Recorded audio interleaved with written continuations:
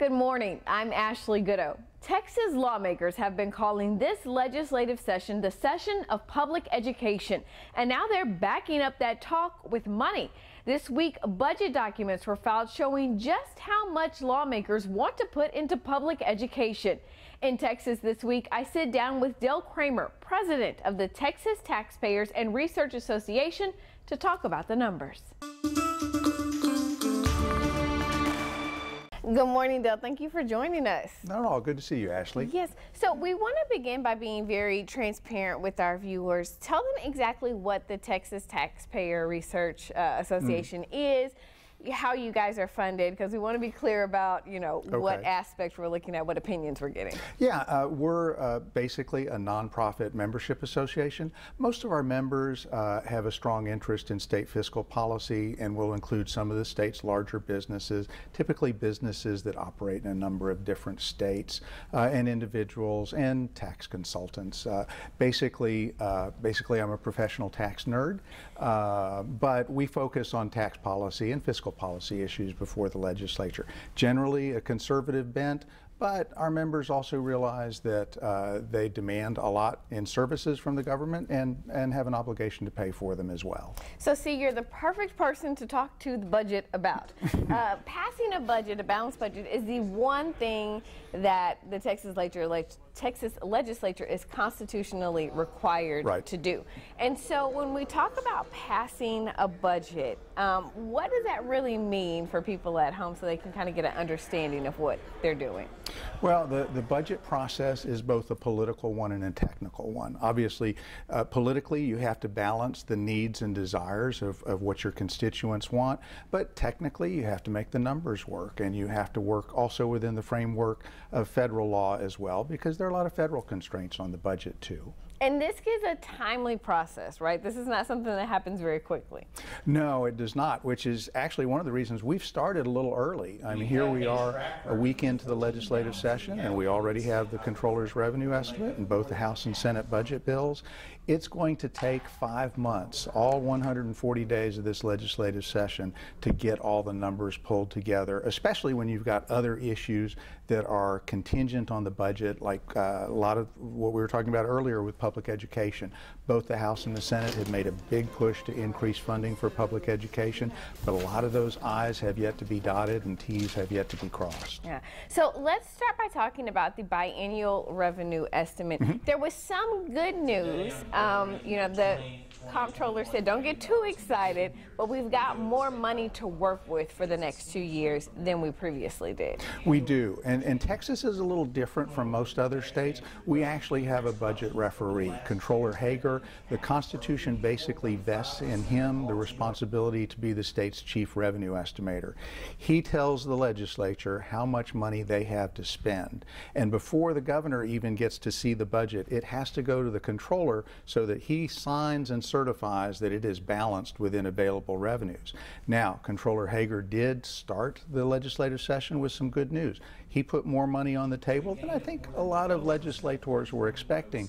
If you pick up the paper, you hear all these stories about the trade wars are bogging down the economy, the stock market is weak, oil prices are weak, and there are all these risks out there, but he's got to filter out that noise and identify exactly what the factors the state's likely to face over the next 2 years. And the truth of the matter is the foundation of our current economy is pretty strong, and though he has growth moderating, he has put a healthy revenue estimate before the legislature. Now, before we get too excited about the extra money that's in the budget, during the last legislative session, it's important to note that legislators didn't fully fund certain programs. So the first thing they've got to do is go back and fund them, right? Well, and no matter how much money is available, it's never enough. But yes, the legislature does have some overhang to deal with from the past budget.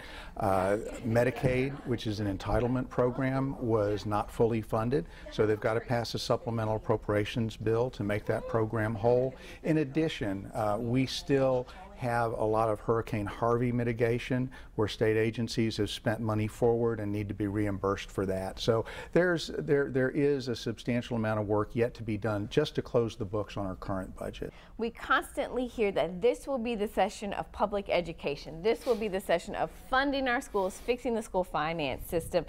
But there are some financial challenges with doing that. There are. Funding public schools in Texas is a shared responsibility between the state and local school districts. And over the last several years, there's been a lot of give and take as to where one's responsibility ends and another begins.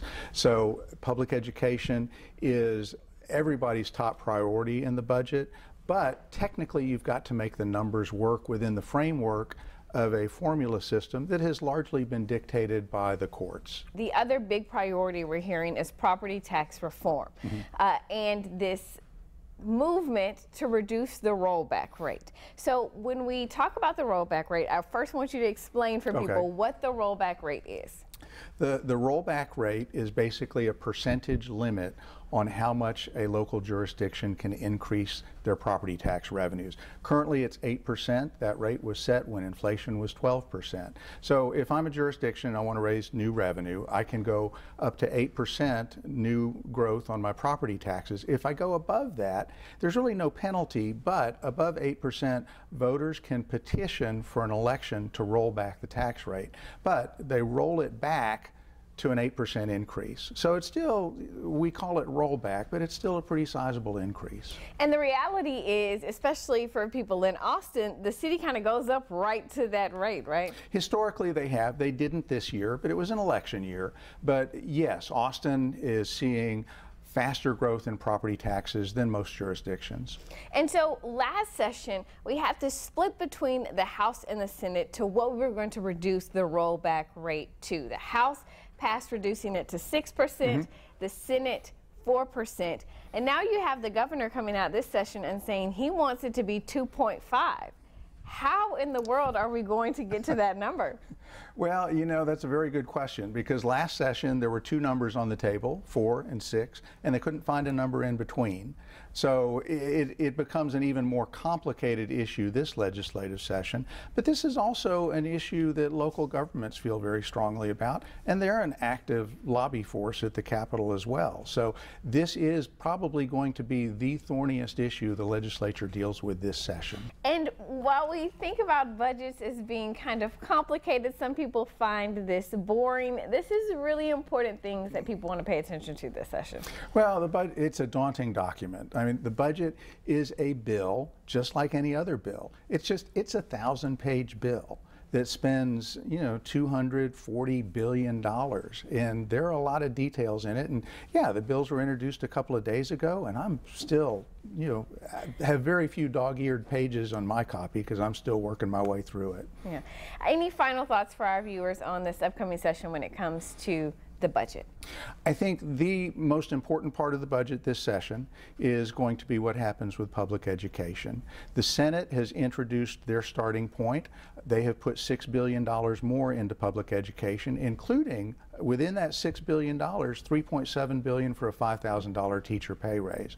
The House has upped the Senate. They put $9 billion of new money into public education, but they're still working out the details on their priorities between teacher pay, between increased funding in the classroom, between property tax relief. So it is going to be the single most important issue this legislative session, how we finance public schools and how we pay for them. Thank you so much for joining us. Not at all. Happy to be here. The Senate Finance Committee plans to start working on the Senate version of the budget Tuesday. If you want to take a look at the numbers, there are links in this story on kview.com. That's Texas This Week. Now here's what's coming up at 9 a.m. on This Week.